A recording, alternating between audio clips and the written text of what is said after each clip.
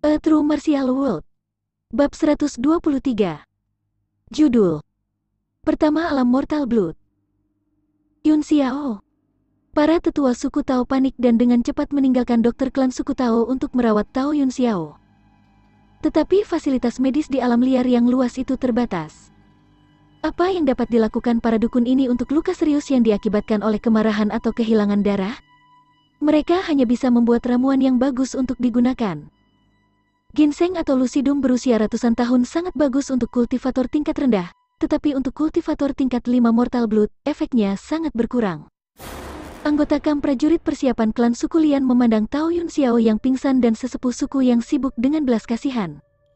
Memikirkan kembali, ketika tuan mereka Lian Chengyu gagal menerobos kerana Purple Blood, dia muntah darah. Ini masih segar di benak mereka. Adegan itu sangat mirip dengan adegan saat ini saat Tao Yun Xiao muntah darah. Tapi, tuan mereka, Lian Chengyu bahkan lebih buruk sekarang. Dia tidak mengatakan sepatah kata pun sejak kemarin. Dia mungkin lumpuh.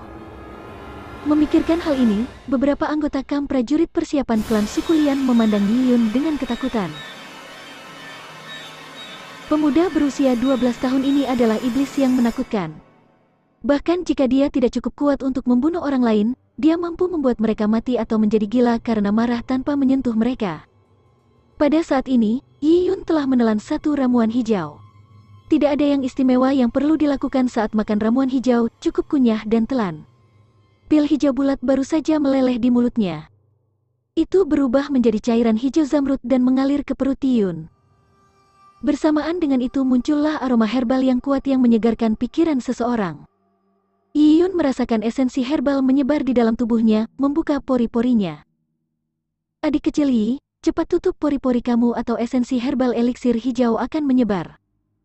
Ini barang bagus, saran Zhang Tan di sampingnya. Dia menjadi iri hanya dengan menonton. Yi Yun mengangguk dan mengikuti instruksi Zhang Tan.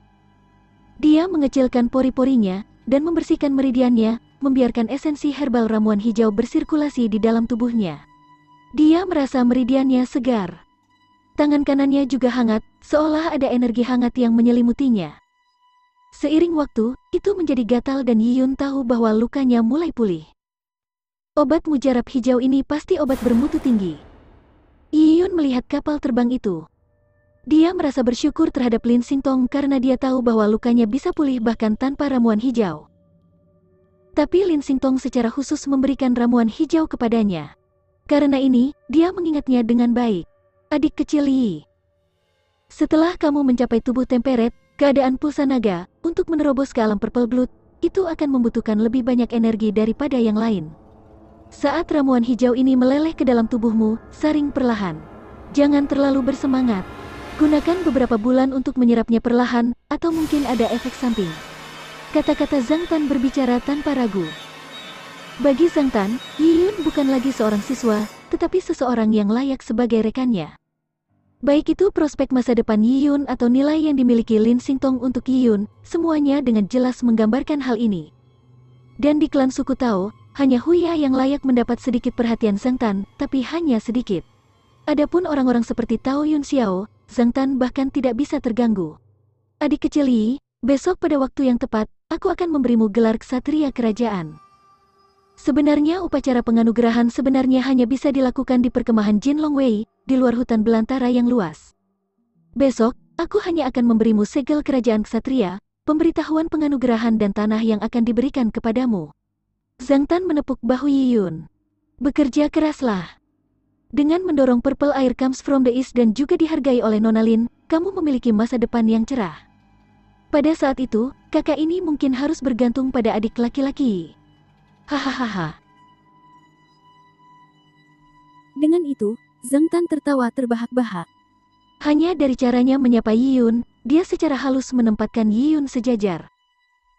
Zhang Tan adalah keluarga 1000 Jin Longwei, dan Yi Yun baru saja lulus seleksi kerajaan, namun mereka sejajar. Tapi tidak heran, Zhang Tan adalah seorang ksatria kerajaan, begitu pula Yi Yun. Mereka berdua memiliki peringkat bangsawan yang sama. Tidak jauh, sesepuh suku Tao melihat ini dan dengan sadar menelan seteguk air liur. Posisi Zhang Tan menuntut para tetua membungkuk di hadapannya dengan sopan. Mereka bahkan harus rendah hati dalam pidatonya, tetapi sekarang, Zhang Tan menepuk bahu Yiyun, dan terus memanggilnya adik kecil Yi, dan bahkan menyebut dirinya sebagai kakak. Ini berarti secara lisan, Zhang Tan telah mengakui Yiyun sebagai saudaranya. Saudara laki-laki Zhang Tan akan memiliki postur yang sama. Bagaimana para tetua suku bisa menghadapi Yiyun? Para tetua yang dihormati dari klan suku Tao ini semuanya menjadi bodoh. Di masa lalu, mereka bisa mengunjungi suku kecil seperti klan suku Lian dengan penuh percaya diri, seolah-olah mereka adalah dewa. Pemimpin dari klan suku kecil harus bertemu mereka secara langsung, membungkuk dan bersikap sopan. Jika mereka mengulurkan kaki, banyak orang akan menjilatinya. Adapun orang biasa dari klan suku kecil, mereka bahkan tidak memenuhi syarat untuk mengagumi mereka. Tapi sekarang, tidak ada orang seperti Yiyun yang melompat ke posisi yang sama dengan Zhang Tan. Mereka harus membungkuk ketika melihat Yiyun. Pikiran perlu membungkuk kepada seorang anak berusia 12 tahun membuat para tetua suku ini merasa seperti baru saja menelan lalat. Jika kita tidak bisa menyinggung perasaan, tidak bisakah kita bersembunyi? Para tetua suku mengambil keputusan.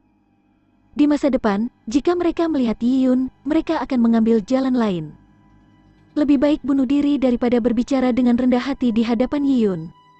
Di atas kapal terbang, lelaki tua Su menjambak janggutnya dengan ekspresi sakit hati. Ya, dia merasakan sejumput untuk 2 ramuan hijaunya. Lin Xingtong tidak bisa berkata-kata saat dia berdiri di samping Su Jie. Itu hanya 2 ramuan hijau. Master, kamu bisa membuat ramuan hijau senilai seluruh tungku dalam waktu yang dibutuhkan untuk makan. Meskipun lelaki tua Su adalah Desolate Heaven Master, dia juga seorang alkemis ulung. Orang tua Su membalas, apa? Seluruh ramuan hijau senilai tungku? Obat pemurnian juga membutuhkan bahan-bahannya. Ada juga apinya. Api yang aku gunakan adalah api lihat di bumi khusus, dan aku harus menggunakan formasi api dan beberapa energi tulang kuno. Banyak sumber daya yang dibutuhkan untuk kultivasi, jadi kita harus hemat. Bocah sialan itu, dia hanya terluka di tangan dan akan baik-baik saja dengan menggunakan obat Jin Longwei. Sungguh sia-sia menggunakan ramuan hijau. Orang tua Su mengeluh. Sejak mereka bertemu, Su tua telah mempermainkan Yiyun. Lin Xingtong berada di antara air mata dan tawa, dan hanya tetap diam. Xingtong, orang tua Markis Wenyun itu telah selesai mengatur formasinya. Aku akan pergi besok untuk membantu Markis Wenyun dalam membuka arai kuno itu. Alam mistik kuno itu penuh dengan bahaya. Aku tidak bisa membawamu ke sana, jadi kamu akan sendirian selama beberapa hari. Kamu harus ekstra hati-hati. Jika kamu menemui bahaya, gunakan jimat pelindung yang kuberikan padamu. Orang tua Su menasihati berulang kali saat Lin Xingtong mengangguk, Master, kamu bisa tenang. Sekarang aku akan mengumumkan bahwa Yiyun adalah yang pertama dalam ranah Mortal Blood pemilihan kerajaan.